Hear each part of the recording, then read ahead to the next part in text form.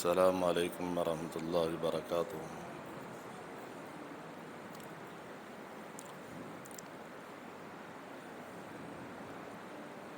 الحمد للہ رب العالمین،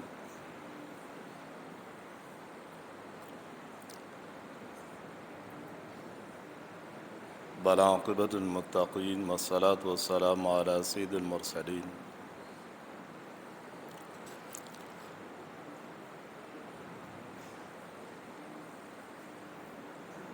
اما بعد فاعوذ باللہ من الشیطان الرجیم۔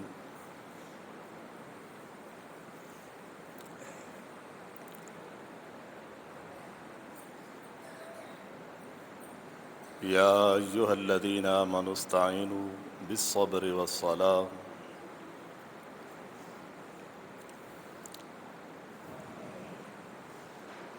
ان اللہ مع الصابرین۔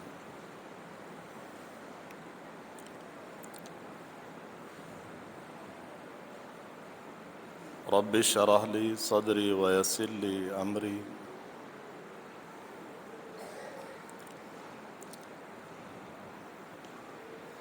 واحلل عقدۃ من لسانی یفقہوا قولی۔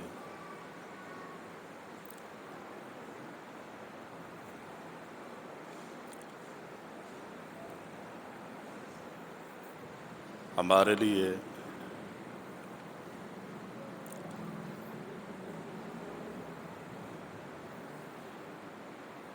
بڑی خوش قسمتی کی بات ہے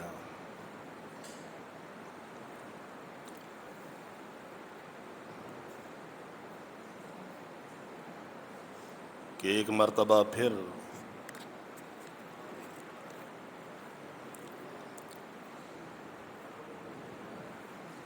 یہ ماہ مقدس ہماری زندگی میں آیا ہے۔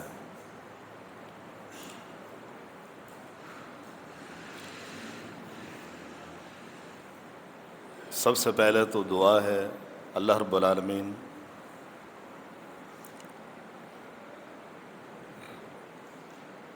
ہم سب کو اس ماہ مقدس کا حق ادا کرنے کی توفیق عطا فرمائے۔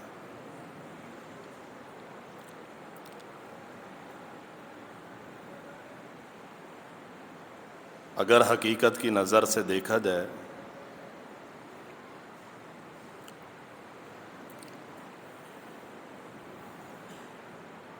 یہ ماہ مقدس،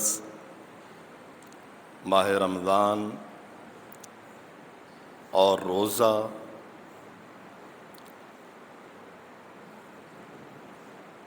ایک مسلمان کے لیے بہترین عملی تربیت ہے۔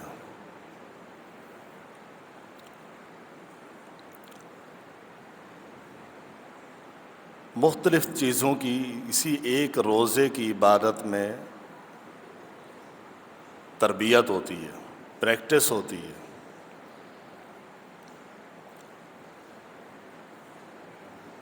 لیکن شرط یہ ہے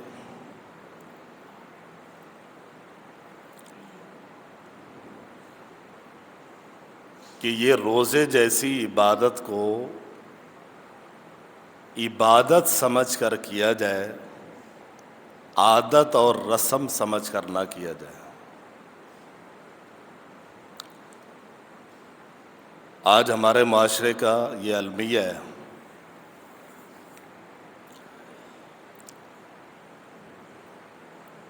ہمارے پاس جو بھی عبادات ہیں وہ عادت کی شکل میں ہیں یا رسم کی شکل میں ہے۔ ایک عادت بنی ہوئی ہے، اس کے مطابق ہم عمل کرتے جا رہے ہیں۔ لیکن اگر عبادت کو عبادت سمجھ کر کیا جائے تو اس کے بے شمار فوائد ہیں۔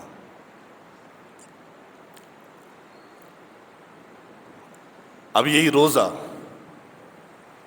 اس کا کیا فلسفہ ہے؟ کہاں کس چیز کی ہماری پریکٹس کرواتا ہے؟ اسی روزے سے ہمدردی پیدا ہوتی ہے۔ یہ جو 14 گھنٹے انسان بھوکا رہتا ہے اس کے اندر احساس پیدا ہوتا ہے، جس کے پاس کھانے کے لیے نہیں ہے، وہ کس طرح زندگی گزارتے ہوں؟ ایک مسلمان کو یہ عبادت ہمدردی کا درس دیتی ہے، اور یہی روزہ حلال و حرام کی تمیز کرواتا ہے۔ 3 چیزیں حلال ہیں، وہ چیزیں جب ایک مسلمان چھوڑ دیتا ہے تو کیا خیال ہے کہ وہ مسلمان جب عبادت سمجھ کر حلال چیزیں چھوڑے گا، وہ کیا حرام چیزیں نہیں چھوڑے گا؟ حرام تو آٹومیٹکلی چھوڑے گا جب حلال چھوڑ دیتا ہے۔ تو یہ روزہ حلال اور حرام کی تمیز کرواتا ہے، اور میں نے کہا یہ عملی پریکٹس ہے۔ بہت سارے ساتھی ہمارے مختلف چیزوں کے عادی ہیں،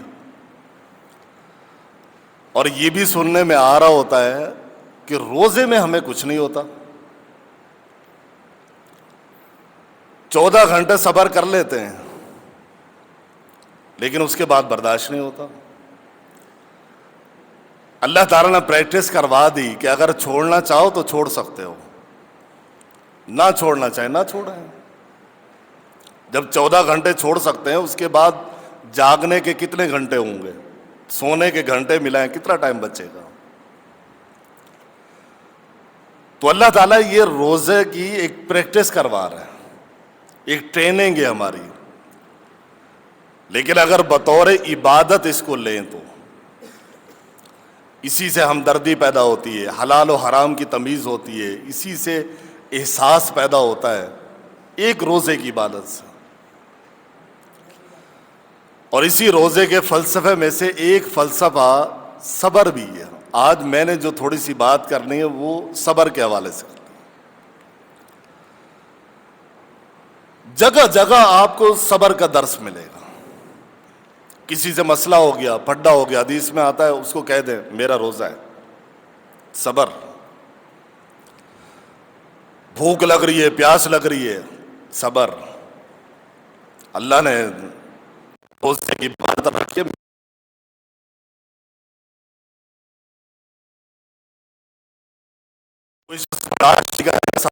اپنا روزہ خراب کر رہے، زبان نہیں رہے، یہ تو ویسے حرام ہے، گالی گلوچ غیبت جھوٹ، لیکن روزے میں کا نہیں، اگر یہ کام کریں گے تو روزہ خراب ہو جائے گا، روزے کا ثواب نہیں ملے گا۔ زبان کی ٹریننگ، ہر جگہ صبر، برداشت۔ اور حتیٰ کہ طبرانی کی ایک حدیث ہے، صبر الصبر نصف الایمان، حدیث میں آتا ہے صبر ایمان کا آدھا حصہ ہے۔ اب صبر کہتے کس کو ہے اور کہاں کہاں صبر کرنا ہے؟ صبر کا مطلب یہ ہے آپ کے جیسے بھی حالات آ جائیں، آپ نے ان حالات میں ری ایکٹ نہیں کرنا ہے، کوئی اپنا ری ایکشن نہیں دکھانا ہے، برداشت کر لینا ہے۔ اور اپنا ری ایکشن آپ دکھا سکتے ہیں لیکن نہیں دکھایا، اس کو کہتے ہیں صبر، اس کو کہتے ہیں برداشت۔ اور مسلمان کی تعلیم یہی ہے۔ اللہ کے رسول صلی اللہ علیہ وسلم فرماتے ہیں عجبا لامر المؤمن، مومن کا معاملہ بڑا اچھا ہے، ان اصابتہ سرا شکر، اگر اس کو کوئی خوشی پہنچتی ہے، اچھائی پہنچتی ہے، شکر کرتا ہے۔ بین اصابتہ ضرا صبر، اگر اس کو کوئی تکلیف پہنچتی ہے، کوئی مسئلہ پہنچتا ہے، صبر کرتا ہے۔ فکان خیر اللہ، دونوں حالات میں اس کے لیے بہتر ہے، صبر کرے گا، شکر کرے گا، اس کے لیے اچھا ہے، دونوں میں اس کو اجر ملے گا، ثواب ملے گا کسی حالت میں۔ اور یہی دونوں حالتیں ہوتی ہیں، یا تو کسی مسئلے میں ہوتا ہے انسان، یا پھر اچھائی میں ہوتا ہے، دونوں میں یا شکر کرے گا یا صبر کرے گا، اللہ کے اجر حاصل کر لے گا۔ تو ایک مسلمان کی لازمی صفت ہے صبر، اور روزے کا فلسفہ بھی صبر ہے، برداشت۔ اب 3 مقامات پر آپ نے صبر کرنا ہے. صبر کی جو مین جگہیں وہ 3 ہیں کہ 3 موقعوں پر آپ نے صبر کرنا ہے. سب سے پہلی الصبر علی طاعت اللہ، اللہ کی اطاعت میں، فرما برداری میں اگر آپ کو کوئی تکلیف ہو رہی ہے آپ صبر کریں، برداشت کریں. 14 گھنٹے کا روزہ، گرمیوں کا روزہ ہے اور اللہ کی فرما برداری کرنے میں مشکل ہو رہی ہے، برداشت کریں. اللہ کی فرما برداری میں یہاں کھڑے ہو کے تراویح پڑھ رہے ہیں، لمبے لمبے رکوع ہے، لمبے لمبے قیام ہے، برداشت کریں، صبر کریں. اللہ کے رسول صلی اللہ علیہ وسلم کے صحابہ کیا کہتے ہیں؟ 3 دن آپ صلی اللہ علیہ وسلم نے تراویح پڑھائی. جواز کا تو ہم سب کو پتہ ہے کہ لازمی نہیں ہے، ہر بندہ اپنے اپنے جواب دیتا ہے، لیکن یہ دلیل کسی کے سامنے نہیں ہے. 3 دن آپ صلی اللہ علیہ وسلم نے نماز تراویح پڑھائی. صحابہ کہتے ہیں کہ ہمیں ڈر لگنا شروع ہو گیا کہ آج ہماری سحری فوت ہو جائے گی، اتنی لمبی نماز تھی. لیکن کسی صحابی نے سلام پھیرنے کے بعد یہ نہیں کہا آپ نے اتنی لمبی کر دی، میں تو دن کا تھکا ہوا تھا، بڑی پریشانی میں تھا، میری تو عمر یہ، میں تو بیمار تھا، میرے لیے مسئلہ تھا. کسی نے نہیں بولا. سحری فوت ہونے کا ڈر ہے لیکن آپ صلی اللہ علیہ وسلم کے پیچھے کھڑے ہوئے ہیں، لمبا قیام کر رہے ہیں. اللہ کی فرما برداری میں اگر برداشت کرنا پڑے، صبر کرنا پڑے، کریں، چاہے روزے کی شکل میں ہو یا تراویح کی شکل میں ہو، نمازوں کی شکل میں ہو، کسی حوالے سے بھی ہو،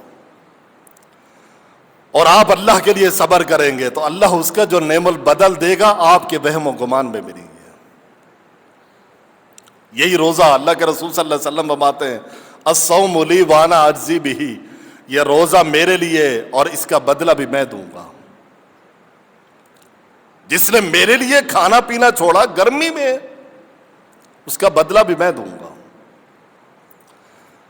اور حدیث میں آتا ہے بدلہ کیا ہوگا،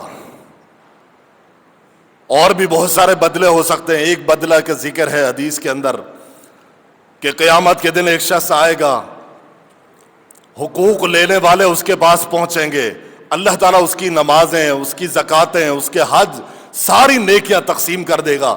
لیکن جب روزے کا مسئلہ آئے گا اللہ تعالیٰ اس روزے کو تقسیم نہیں کرے گا. میں کہا اس نے روزہ میرے لیے رکھا، اس کا بدلہ میں دوں گا، یہ تقسیم نہیں ہوگا. اللہ کے لیے بھوکا رہنا، پیاسا رہنا کوئی معمولی بات ہے. اور اگر کسی نے اس بات کی قدر کو نہ جانا، اس چھوٹے سے ٹائم کے اندر چھوٹی سی دنیا کی تکلیف کی وجہ سے اگر چھوڑ دیا، قیامت کے دن کی تکلیف کیسے برداشت کرے گا؟ حدیث میں آتا ہے 50,000 سال کے دن جو شخص روزہ خور ہوگا، روزے نہیں رکھے گا، 50,000 سال کا دن ہے، سر پہ سورج ہے اور لوگ پسینے میں شرابور ہیں اور پیاسے کتے کی طرح اس شخص نے منہ کھولا ہوا ہوگا جو شخص دنیا میں روزے نہیں رکھتا ہوگا، لیکن اس کو پانی نہیں ملے گا، پیاسے کتے کی طرح منہ کھول کے دن گھوم رہا ہوگا کہیں سے کوئی پانی مل جائے. اگر اللہ کے لیے برداشت کر رہے ہیں تو یہ کوئی معمولی بات نہیں ہے. اللہ اس کا نعم البدل جو دے گا وہ آپ کے وہم و گمان میں بھی نہیں ہے. پہلا صبر کا جو موقع ہے اللہ کی فرما برداری میں، اور دوسرا صبر یہ ہے کہ انسان کے پاس کوئی موقع ہے نافرمانی کرنے کا، جذبات ہیں، مواقع بھی ہیں، لیکن روک لیتا ہے، برداشت کرتا ہے، صبر کرتا ہے، نافرمانی نہیں کرتا، حرام سمجھتا ہے. اور اسی بات کا درس تقویٰ دیتا ہے. روزے کا مطلب ہی تقویٰ ہے. سیدہ ابو مرثد غنمی ایک صحابی ہے، اللہ کے رسول صلی اللہ علیہ وسلم نے ان کی ڈیوٹی لگائی تھی، مکے میں مسلمان قید ہیں، جاؤ ان مسلمانوں کو چھڑا کے لے آؤ.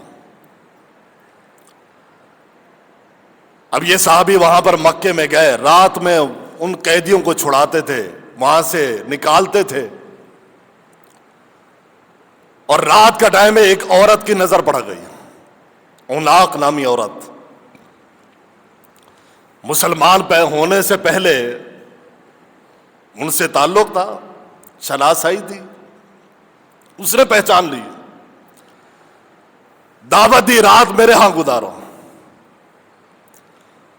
سیدنا ابو مرثد کہتے ہیں ان اللہ حرم الزنا، رات کی تاریکی ہے، کوئی نہیں دیکھ رہا، دعوت گناہ ملا لیکن اپنے آپ کو روکا۔ یہ ہے تقوی، یہ ہے درس، یہ ہے عبادات کا فائدہ۔ اس نے دھمکی دی کہ میں ابھی آواز لگاؤں گی اور پورا مکے والے تجھے تلاش کر رہے ہیں کہ کون شخص ہے جو یہاں سے قیدیوں کو چھڑا کے لے جا رہا ہے۔ کہا پرواہ نہیں ہے، آواز لگانی لگائے، لیکن اللہ نے حرام کی ہے۔ اس نے آواز لگائی اس عورت نے، اور سارے کے سارے لوگ جمع ہو گئے، اور یہ کہتے ہیں پورا واقعہ ہے، میں ایک جگہ جا کے چھپ گیا جھاڑیوں کے اندر، لوگ مجھے ڈھونڈ رہے ہیں، حتیٰ کہ ڈھونڈتے ڈھونڈتے لوگ، ایک شخص آیا، اس نے آ کر پیشاب کیا، پیشاب کے چھینٹے مجھ پہ پڑ رہے ہیں، لیکن اللہ نے ان کو اندھا کر دیا، مجھے نہیں دکھایا۔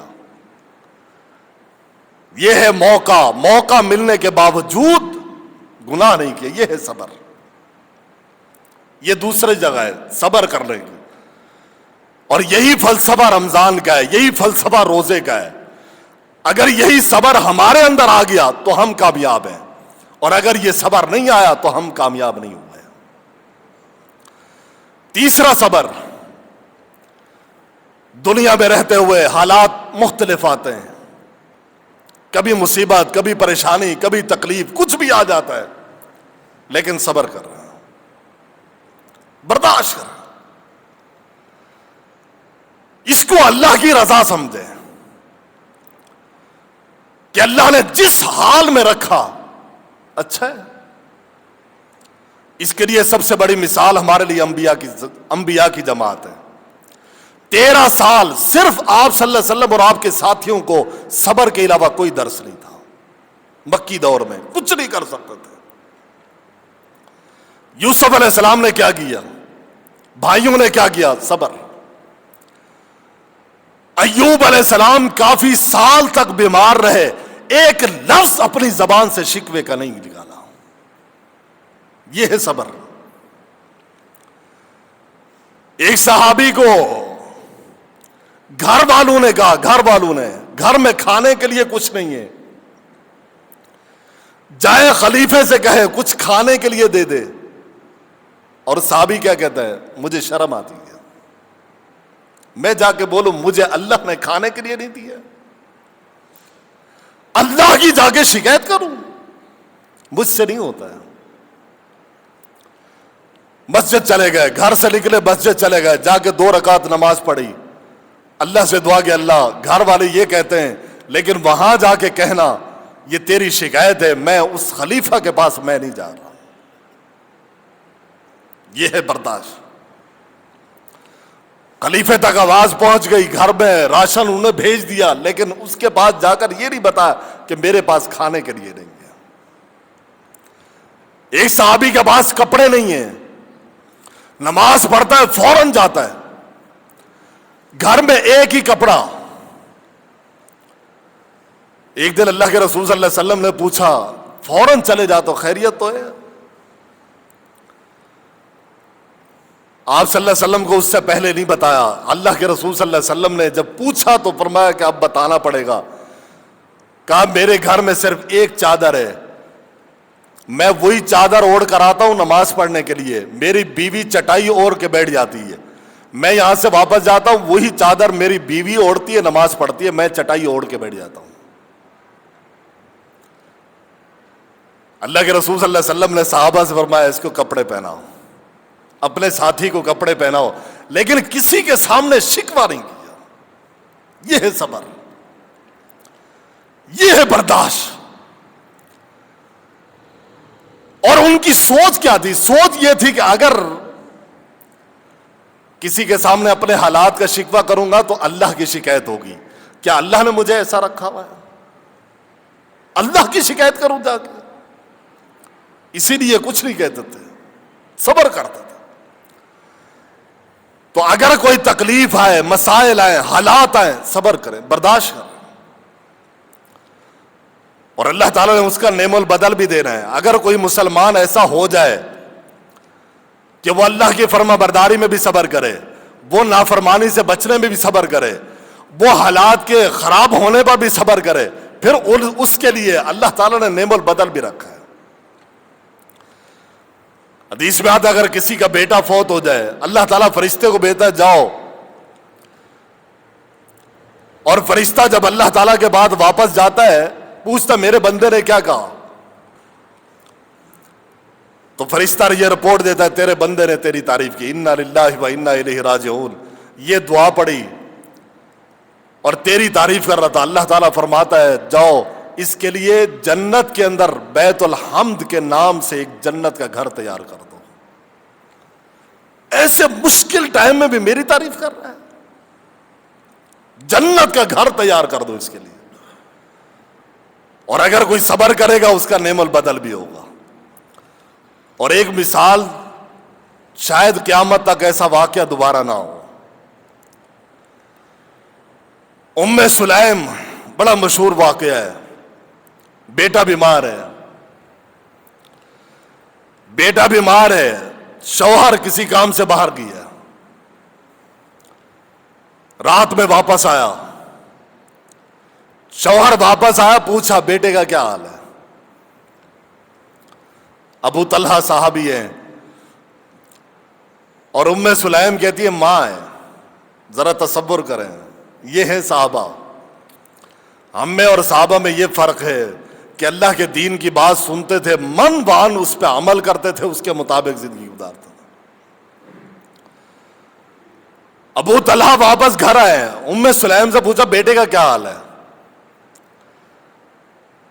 ام سلیم کہتی ہے ماں کی حیثیت سے, ماں کے جذبات اور ماں کی محبت ہم میں سے کوئی نہیں جان سکتا. کہتی ہے پہلے سے زیادہ آرام میں ہے, اور بیٹے کا انتقال ہو چکا تھا. شوہر کو کھانا دیا اور رات میں شوہر اور بیوی نے ازدواجی تعلقات بھی قائم کی. پھر شوہر سے کہا اگر کوئی اپنی امانت تمہیں دے اور وہ اس امانت کو واپس لے لے تو امانت واپس دینے والے کو برا منانا چاہیے. شوہر نے کہا کبھی نہیں منانا چاہیے. پھر بتایا کہ اللہ نے جو امانت دی تھی ہمیں بیٹے کی حیثیت سے, اس کا رات کو انتقال ہو گیا تھا. ابو طلحہ حیران ہو گئے, پریشان ہو گئے. صبح فجر میں اللہ کے رسول صلی اللہ علیہ وسلم کو آ کر بتایا. جب آپ صلی اللہ علیہ وسلم کو آ کر بتایا تو اللہ کے رسول صلی اللہ علیہ وسلم نے دعا فرمائی کہ ابو طلحہ اللہ تعالیٰ تیرے گھر والوں میں برکت دے. کیسے صبر ہے, کیسا برداشت. اور پھر صبر بھی شروع میں کرنا ہے, عند الصدمۃ الاولی, جس وقت آپ کو کوئی تکلیف پہنچی ہے اسی وقت صبر کریں. بعد میں تو سب صبر کر لیتے ہیں. اللہ کے رسول صلی اللہ علیہ وسلم نے دعا دی, اس کے بعد ام سلیم کو اللہ نے 7-8 یکے بعد دیگرے بیٹے عطا کیے, اور سارے کے سارے عالم تھے اور سارے کے سارے قاری تھے. یہ ہے صبر, یہ ہے برداشت. اور یہی درس ہمیں روزہ دیتا ہے, یہی درس ہمیں رمضان دیتا ہے. اور بنی اسرائیل کے متعلق آتا ہے اللہ نے ان کو جو فرعون سے نجات دی تھی اسی لیے دی تھی کہ انہوں نے بھی صبر کیا تھا. دنیا میں بھی اس کے لیے اچھائی ہے اور آخرت میں بھی اچھائی ہے. مسند احمد کی روایت ہے, اللہ کے رسول صلی اللہ علیہ وسلم معراج پہ گئے, معراج پہ جنت کی سیر کی. جنت کی سیر کرتے ہوئے خوشبو محسوس ہوئی, خوشبو محسوس ہوئی. اللہ کے رسول صلی اللہ علیہ وسلم نے پوچھا یہ کس چیز کی خوشبو ہے؟ تو جبرائیل نے آپ صلی اللہ علیہ وسلم کو بتایا یہ خوشبو فرعون کی جو ملازمہ تھی، ملازمہ، اس کی اور اس کے بچوں کی خوشبو ہے۔ تو آپ صلی اللہ علیہ وسلم نے پوچھا کیا معاملہ ان کا کیا معاملہ تھا؟ میں ان کا معاملہ یہ تھا، ایک دن ملازمہ فرعون کی بیٹی کو کنگھی کر رہی تھی اور وہ گر گئی، اس نے بسم اللہ پڑھ کر اٹھا لیا۔ فرعون کی بیٹی نے کہا بسم اللہ، اللہ کے نام سے شروع کرتی ہوں، میرا جو ابا ہے میرا، اس کا کیا ہوا؟ وہ اپنے آپ کو انا ربکم الاعلی کہلاتا تھا۔ کہا وہ اللہ تمہارے ابا کا بھی رب ہے، میرا بھی رب ہے۔ کہا میں بتا دوں؟ کہا بتا دیں، بتا دیں۔ اس نے جا کر فرعون کو بتایا، جب بلایا اس عورت کو، کہا ہاں میں نے ٹھیک کہا ہے، ہم سب کا رب اللہ تعالی ہے۔ یہ عورت ہے، عورت، کیا ایمان ہے! فرعون نے دھمکی دی اور پورا ایک کڑاہا اس کے اندر تیل گرم کیا، کہا اگر اس رب کو مانو گی تو پھر یہ نتیجہ ہے۔ کہا ٹھیک ہے۔ کڑاہے میں ایک تیل گرم کر کے فل پوری فیملی کو اس کے اندر ڈال دیا، پوری فیملی کو، حتیٰ کہ ایک معصوم سا بچہ جو سینے سے لگا ہوا تھا، جب اس بچے کو ڈالنے لگے، ماں کو ڈالنے، ماں نے پہلے ایک ریکویسٹ بھی کی